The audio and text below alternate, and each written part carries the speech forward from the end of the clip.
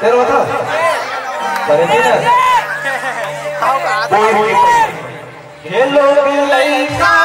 धन करवावे हो ये बड़े दिखाई कोई देखे। क्या बात है, एक साथ गाना है ना। ये लोग लइका धन करवावे हो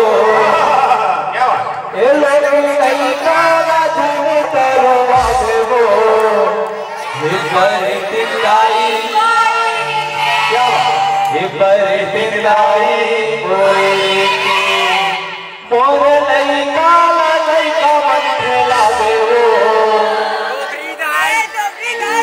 लिरिक्स भुलावी मोर लइका मन खेलावे हो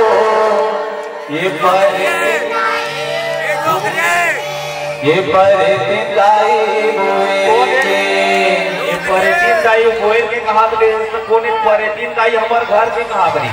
कोने कहा बने हाथ उठा उसने सुनी थी इतनी वाला ना सबके घर में परे तीन है मतलब ये मन सब परे तीन वाला है तो चल कथे का दे ये लोग लइका धन दरो वाले